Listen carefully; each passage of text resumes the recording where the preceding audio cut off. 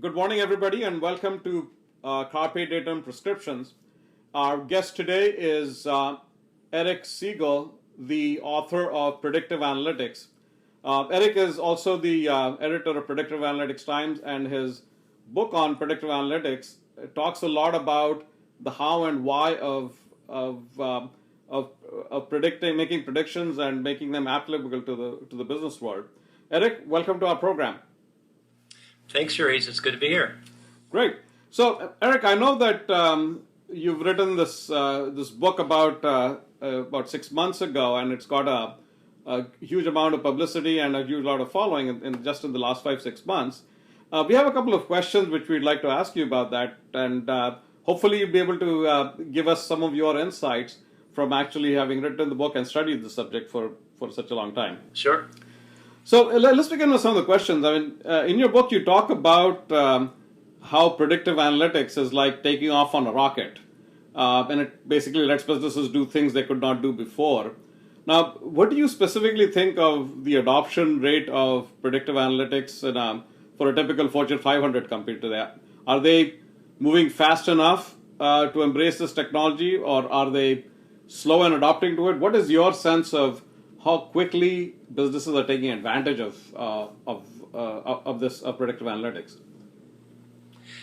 Well, subjectively, I think it's very exciting. I'm quite pleased with the adoption rate. Now, I mean, I think the penetration, especially amongst larger companies, like you mentioned, Fortune 500, is quite high, and almost all of such companies are using predictive analytics in some way. But within the company, where's the penetration? How much of what's possible is already being done? I'd say that that's still sort of at the early stages, but everything's changing so quickly. So if there's this sort of paradigm shift and this big phase transition, or however you want to look at it metaphorically, which is a thing that's like a dramatic change quickly, we're right in the middle of that sort of brief window of that dramatic change. Things are really changing very quickly. Now, in the business world, the main applications are in marketing, right?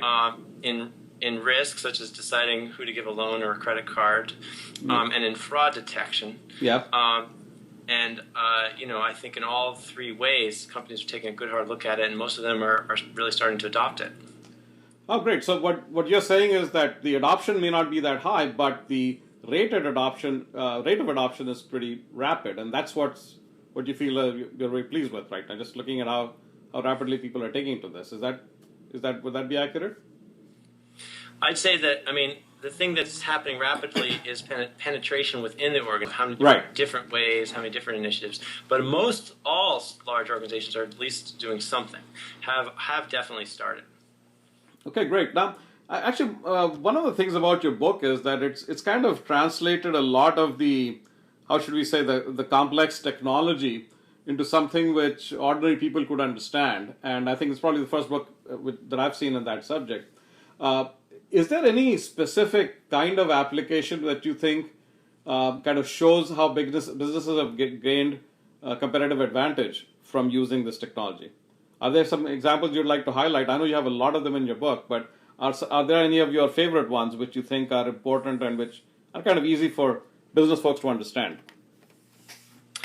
Yeah, sure. And you saying that it's understandable, I appreciate you saying that. I consider that an important endorsement coming from you, because that was really the thing we put the effort in writing the book, was to make it accessible. Mm-hmm. Yeah.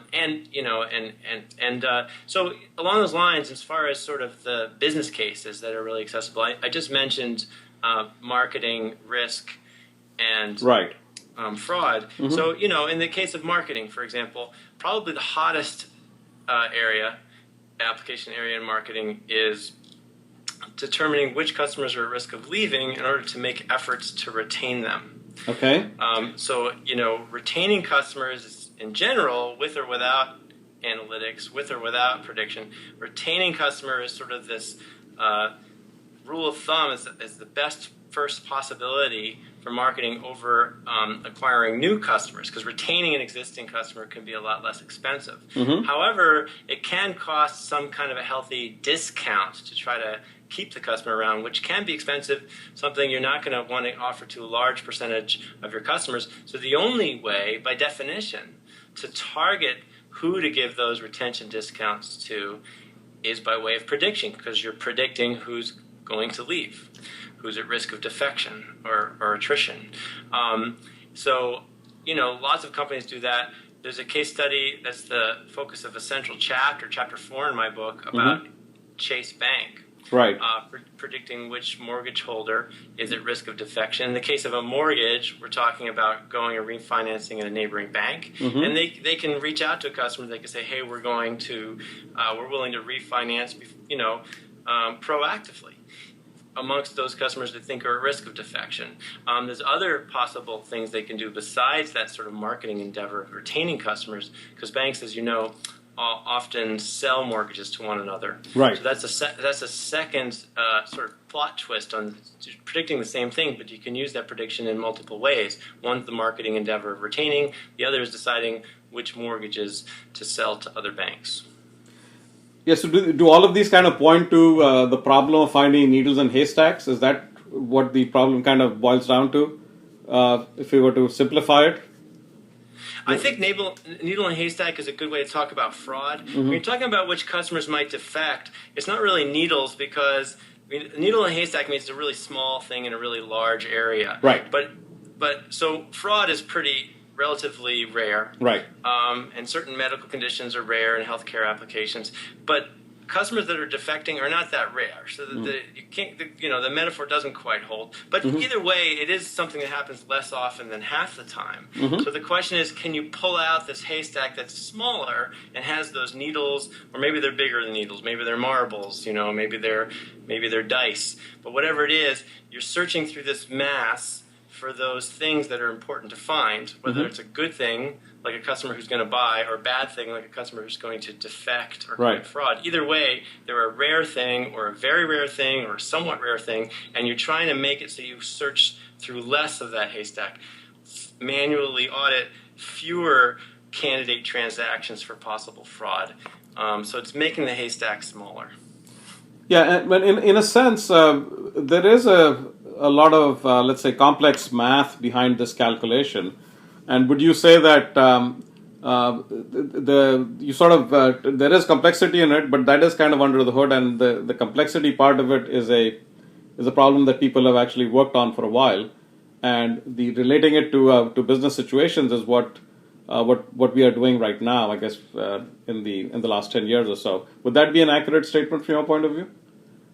Yeah, exactly. That's well put. I mean, the core technology, learning from data to predict, right? Data is basically experience. It's an organization's experience, because it's just a long list of things that have happened, of events, of prior transactions and successes and failures, from which to learn, experience from which to learn how to predict. And that core technology, often referred to in the research and development or academic arena as machine learning. Right. But that's really what it is. It's learning from data how to make predictions, put odds or probabilities on new situations, new kind of customer scenarios that have never necessarily been encountered exactly the same before, and still be able to reliably in a robust way. So that's what the core science is. And yeah, right now it's very much the big move to stand on the shoulders of those research scientists and make use of this in real-world commercial deployment. Okay. Now, actually, let's get to a sort of a more contemporary topic. And there's been a lot of discussion about the 2012 elections and how and a lot of marketers came out saying, well, looks like these guys have got a lot of things figured out which could be applicable to the private sector and marketing. And there's been a lot of discussion around that. I have a kind of a more contemporary question. What do you think businesses can learn from Project Prism, which has kind of been in the press lately? What is your view, not from the political point of view, but more from the point of view of knowing the realm of the possible and how it could be applied for business problems? Well, obviously the Obama thing was a huge success, and they've come out with I think a relatively large amount of details. The full extent of the details aren't there. As far as Prism, there's no details. We don't know what they're doing or how they're analyzing from the data. So I would say that, broadly speaking, there's a couple things that businesses can learn from what Project Prism has set out to do, and all the type of attention and press they're getting now. The first on the sort of procedural side is, well, save data. Now, there may be ethical or privacy concerns around that, but from the technology standpoint, and what's going to be most analytically sound, you want more data, and that they've certainly taken that to an extreme. That's sort of the whole point of why it gets so much press. Save a whole lot of data, because you never know how much of it may be relevant experience from which to learn. That is to say, from which to generate predictive models. Yeah, and that may be sort of a change of mindset for people. People are not accustomed to the idea of just preserving data for its own sake. Yeah, and from, as far on that side, modulo privacy considerations, in terms of the analytical needs, it's sort of a no-brainer, right? Because storing data has become so inexpensive, and there's sort of not a great deal of incentive to hit the delete button, other than possible privacy considerations, which is really why the Project Prism has been getting so much attention right now.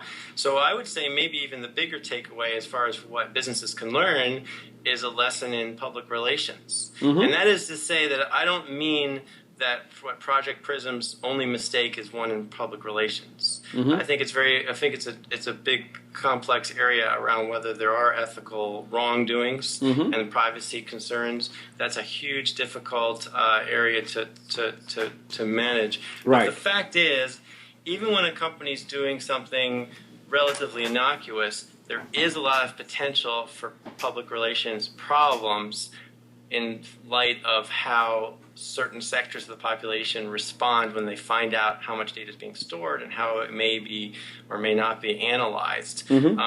So, you see an analogous thing happening where Target, the retail outlet Target, for more than a year ago got a lot of attention because they're predicting which of their consumers might be pregnant to target marketing, and that got a lot of, I'd say, negative press. And we're seeing a lot of, the NSA obviously is bearing the brunt of a lot of negative press right now. Right. And in fact, that sort of, so you mentioned public relations, and that goes back to the aspect of trying to monitor sentiment. And in fact, there's a quote in your book which talks about Alan Greenspan, who says that if he could, I'm trying to recall what the exact quote was, but if you could sort of tap into what people are thinking about, it would give him a lot of information, a lot of data to work on. And it's is that an application that you think which has a lot of potential in the future of what people are trying to work on? Well, that's a great segue you just made, although it's a little bit of a meta, circular, abstract segue, because then we're talking about data mining, trying to mine sentiment about data mining. So it's sort of trying to evaluate, do people like me? And I don't know if data mining could ever come up with an answer to that question about itself. However, there is a lot of business applications. There are a lot of business applications where there's going to be value with interpreting emotions as expressed in social media, such as blogs and microblogs and such, Twitter. The case study I covered in the book was one of the first research and development breakthroughs, where they were able to look at the anxiety level expressed by population as a whole across individual blog entries. So individual blog entries would be scored with a predictive model. Is this blog entry conveying anxiety? And then the aggregate over a whole bunch of population of bloggers would say, what's the sort of overall trend? Are we getting more anxious compared to yesterday or less anxious? And look at that trend, that direction of anxiety movement relative to the S&P 500, and then it's a pressure, so like a second derivative on that financial instrument. And they were able to see a positive result there. The inspiration for the research came from that Alan Greenspan quote, where he said, well, look, if I could somehow know how everyone was feeling, are they feeling confident, are they feeling anxious? He said this on The Daily Show. I could totally predict the stock market. Right. They said, well, we should be able to do that. Yeah. And that's what you took that. And that is probably the most intriguing aspects of your book. And I realize you've been studying this aspect of human behavior and prediction for a while now. So the whole idea is to be able to act on what you think people are going to do based on their emotions and stuff. Would be an accurate way of like looking at the objective of this? Like, once you know with people's emotions, you got them over a larger aggregate number of people, it becomes material information which you can use to decide how people are going to act. Sure. Well, I mean, predictive analytics is not strictly about predicting human behavior, but I would say most of the business applications and healthcare applications, are you going to get better? Are you going to comply to your medication prescription? The political election applications, government, nonprofit applications, most of them probably do focus more on the behavior of humans. Stock market black box trading is going to be on the behavior of a financial instrument, which indirectly reflects the behavior of humans. But predicting human behavior doesn't rely on some intermediate interpretation of their emotion. The particular example we were just discussing does, right? It's explicitly measuring anxiety or lack thereof expressed in blog entries. But the most applications, and including the business ones we talked about, risk, marketing, and fraud, they're not looking at anything that's meant or designed to measure sentiment or emotions. They're just looking at everything you sort of already have. Right. And that's what's so powerful about data and the whole big data movement is this data that's being aggregated for other reasons. Just it's a side effect, right?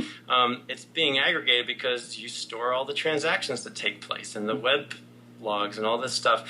But all of these things, anything and everything and have recorded about an individual consumer or prospect, including both their behavioral and demographic profile, can potentially be a contributor to a predictive model that considers all these things together to make the prediction. Right. So it's the stuff you already have, which doesn't usually include their mood or emotions. Okay, great. Now, in fact, Eric, your book has been compared and sort of contrasted with Nassim Taleb's book, The Black Swan. And while I won't go into the sort of the specifics of it, but I think Tom Davenport writes about it in your preface, which talks about, in simplistic terms, that you are very bullish about the benefits of predictive analytics and its possibilities. What can you say about black swans in the context of predictions or predictive analytics?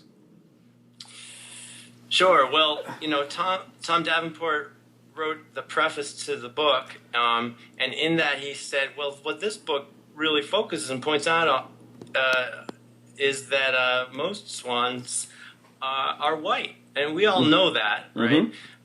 So the nature of black swans is that they're an anomaly. They're unusual. And so the business applications of predictive analytics, as we define it, where you're making predictions of human behavior, to buy or not to buy, cancel, not to cancel, commit fraud or not, get sick or not in healthcare applications, all of these usually, not always, but usually yes-no questions about a future behavior are things where you're learning from historical data where you have both positive and negative examples. Right. And enough positive examples and negative from which to learn. Whereas when you talk about anomalies, things that happen really rarely, like an earthquake, economy crashing, these are cases where the thing you'd really like to predict, the thing that happens more rarely is typically the thing most valuable to predict. Right. But you can't apply these conventional learning techniques to do that. So black swans, we don't approach the subject directly. We sidestep it by looking at all the amazing improvements to organizational operations that can take place where you can predict, where you do have positive and negative examples. The black swan stuff is tough.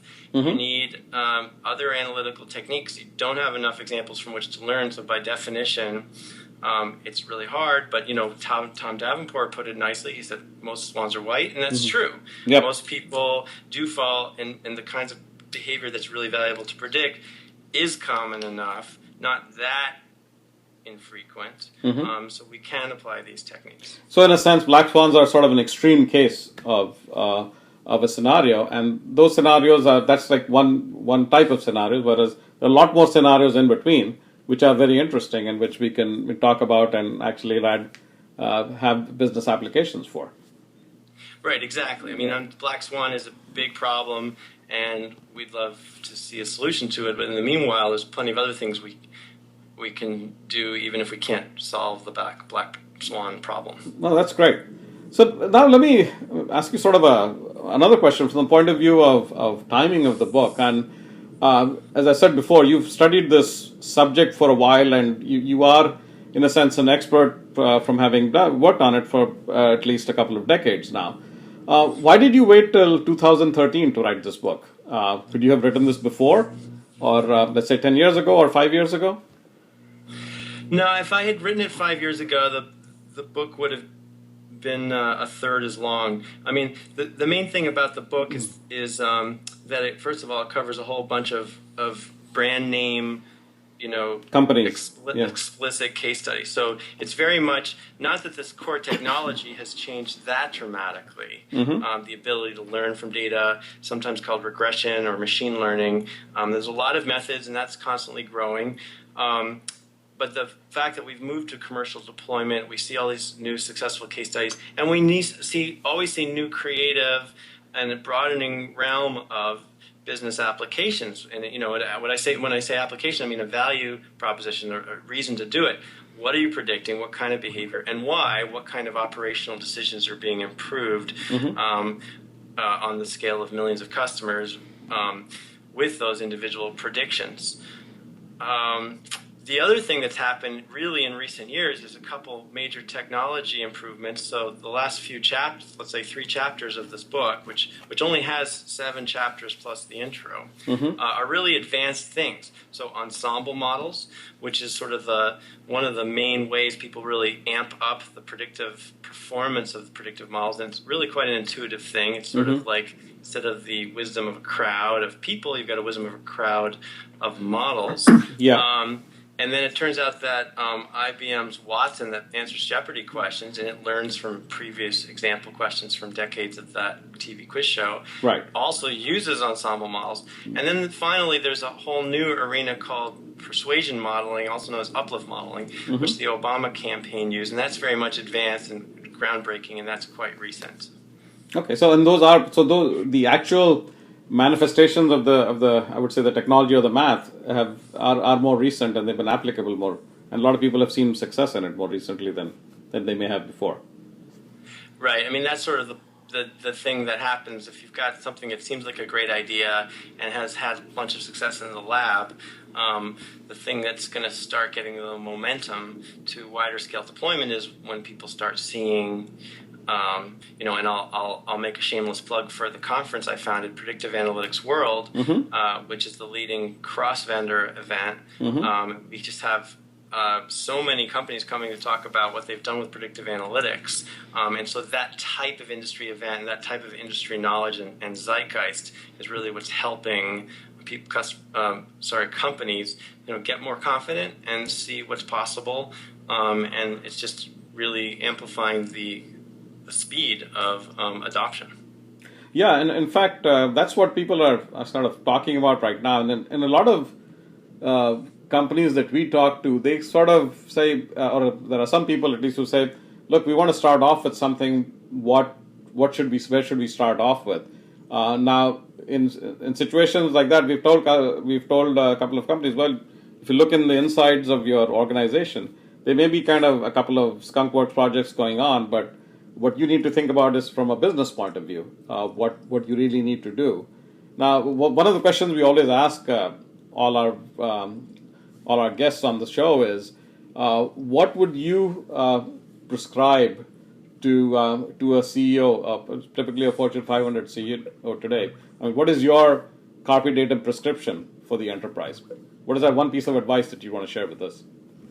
Well, if I assume I'm speaking to a CEO, an organization that hasn't dabbled much or really is just potentially getting started with predictive analytics for the first time, I mentioned broadly there's these 3 arenas. So it's really looking at what's going to be the lowest hanging fruit. So for any and all organizations, you've got the need for marketing. And as I mentioned, the hottest area is retention. So if you're looking at your defection rate, and your defection rate is 10 to 30% a year, can you imagine decreasing that by 10% and doing it much more effectively by targeting those retention offers, or let's say much more efficiently, much more cost effectively. And then, if you decreased it by some portion, the compounding effect of that, of what it means to the sort of increase of your growth rate of your customer base. I mean, you just do a back of the napkin arithmetic, and you get amazing results. And the other main marketing application is targeting. So if you're doing direct marketing, direct mail, or what have you, there's a huge win there. Instead of mailing your whole list, to eliminate those customers predicted much less likely than average to respond. The ones that are just sure to look at it as junk mail and throw it in the trash. So the numbers game to be played there is awesome. The other business applications to look at depend on your particular business. So is there a financial application? If you're in the financial industry, if you're giving people loans or credit cards, that's something, if you're a large organization, you're probably already doing. I mean, that's been around for a while.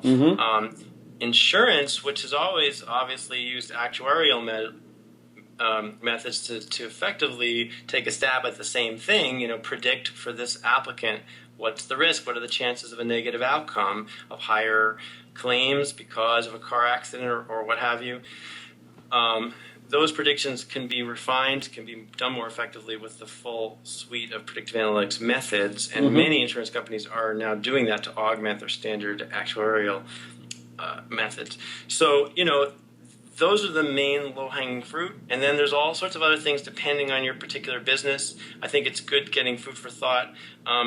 If you have $17, then buy my book, Predictive Analytics, and look at the center table. If you get the ebook, you might miss it. The center table is color. And it's at the back of the table of contents in the ebook. But it's this color table of 147 mini case studies across sectors and across a whole lot of different of the application areas that I've been mentioning. So it's good to spend some time and get some food for thought and look at your organization. What would be valuable to predict for what a customer, in terms of customer behavior, and then don't just go with it because it seems like a good idea. Think specifically, what am I going to do with those predictions? What type of operations or decisions will be driven and improved with those predictions? Great, and I think that's excellent advice for our listeners. And we are almost out of time right now. Is there anything you'd like to say about Predictive Analytics World and when it's going to be next for our listeners?